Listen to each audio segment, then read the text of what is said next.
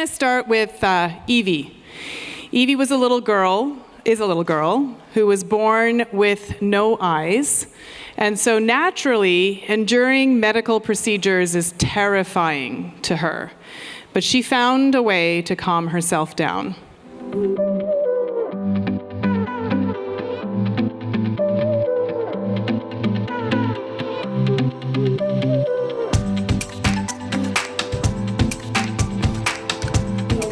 Are you ready? 5, 4, 3, 2, 1. Can you sing Scars to Your Beautiful now? She just wants to be beautiful. She goes, I know I should know. Her limit she craves.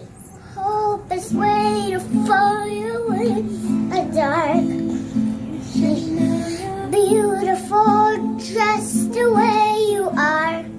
And you don't have to change a thing. The world can change its heart. No scars till you're beautiful. My stars were beautiful.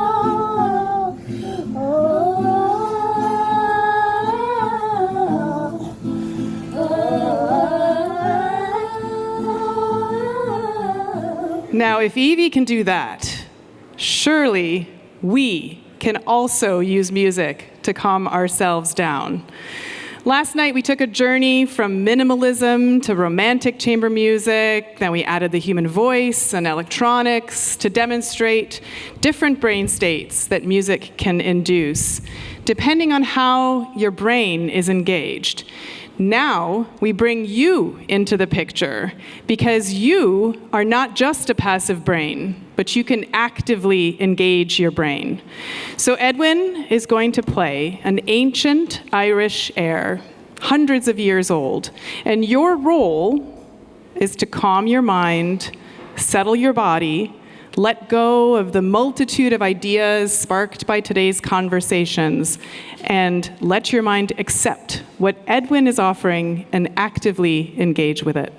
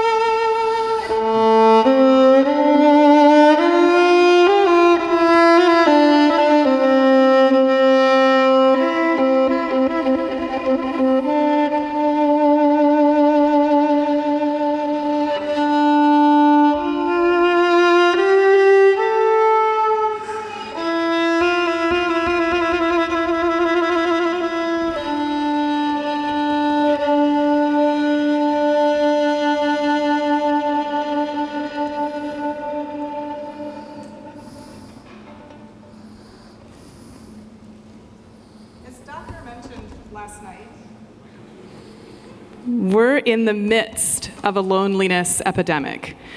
We're spending more and more time alone, and it's not good for us. It's causing all kinds of health problems. So around this time last year, I was approached by the leadership of the anniversary of the festival. It's a UNESCO Cultural Heritage Festival in Lithuania.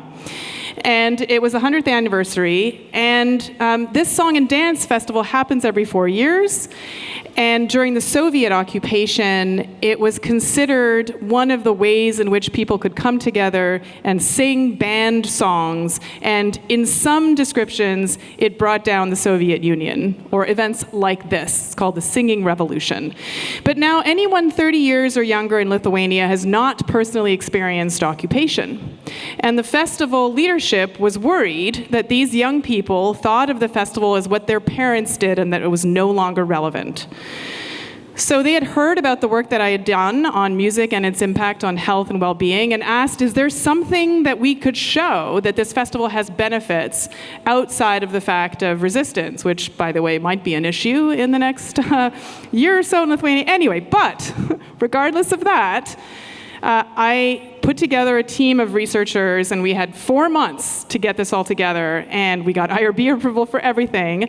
And we ended up doing a whole series of pre- and post surveys looking at different well-being measures and immersiveness in the artistic realms. And then we also did a measure during one of the last pieces in the final concert that had all the features of music that gives us the chills. So there are certain elements of harmonies and textures and modulation that are more likely to give the chills. And this piece had it all. And it was all about how, in order to let ourselves flourish, we need to take care of the environment in which we live. And so we wondered whether people would, in fact, get the chills. I'm going to play you part of the video of this piece during this final concert, and you'll see 12,000 singers singing in unison Kurgire Žaliuoja.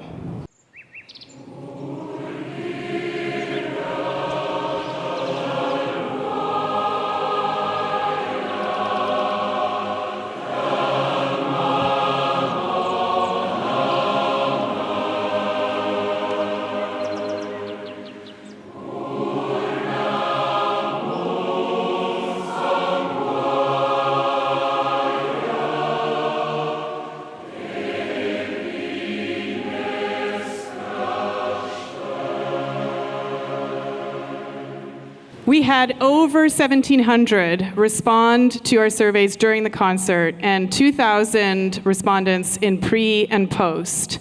And sure enough, 95% reported getting the chills during this particular song, and we found a very strong correlation between the features of awe and feeling socially connected. We also had 70 heart rate monitors that we had synchronized and sent into the audience and the performers, and we wanted to see if we could find heart rate synchrony, which might be one of the drivers of this social connection in these experiences. And when we looked at the last two songs of the concert, sure enough, 0 is down there, we found tight heart rate synchrony. But when we were looking at the entire concert, something else caught our eye. The song just before, the song that we felt was most likely to give people the chills, had synchrony off the charts. So we went and looked at the concert video to see what was happening during that particular song that led to this off-the-charts heart rate synchrony response that the Danish team that I worked with, who studies heart rate synchrony, had never seen before in any of their studies. And this is what it was.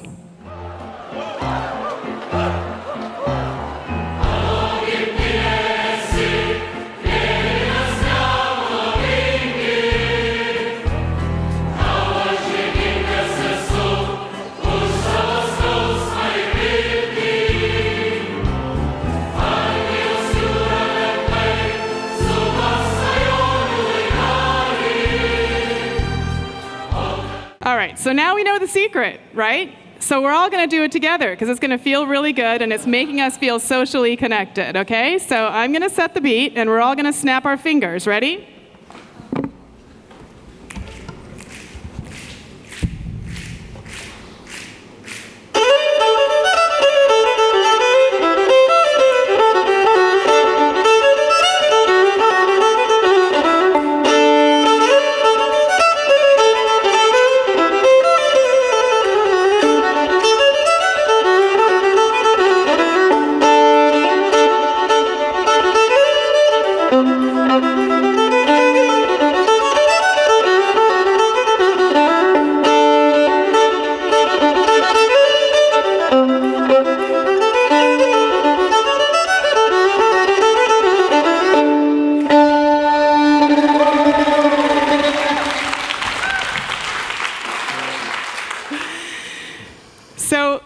not just the chills, it's also the way that we move together. And on my way to Lithuania to take on this massive project, I stopped in London, it's my favorite city in the world, and I happened to catch Brainstorms.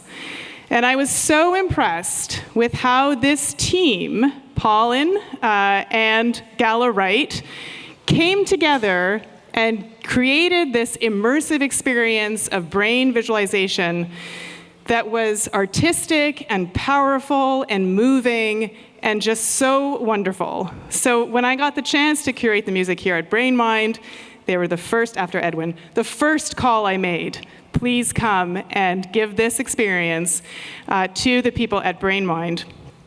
For Frameless, they took on this theme of the great gigs in the sky, and they used collected data, but also live data in the moment to create these amazing visualizations. And the visualization that you saw this morning was bespoke, created for BrainMind. And so I'm just going to give you a couple of things that you're going to look for tomorrow as we do them again, and we'll remind you tomorrow what to look for. But essentially, you see that there are certain elements of this visualization that are tied to these features of the brain. So for example, valence is measured by frontal alpha asymmetry, including the balance between positive and negative feelings. And arousal is measured by the ratio of beta and gamma to alpha frequencies, reflecting engagement and excitement. And cosine similarity is used to assess how similar the emotional responses are between the different people whose brains are being measured. So we'll see that again tomorrow. We'll remind you tomorrow morning, but that's essentially what to look for.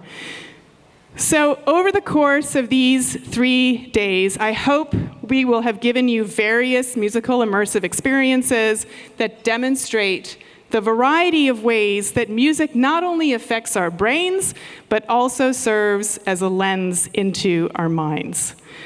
Our response to music is highly personal. And if we're going to leverage the healing power of music, we need to apply the right drug to the right person in the right dosage.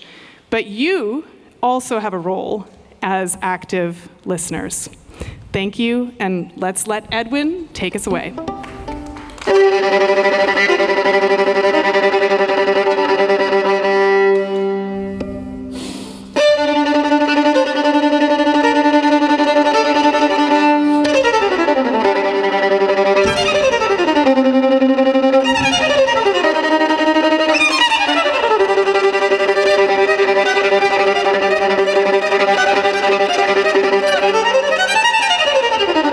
Thank you.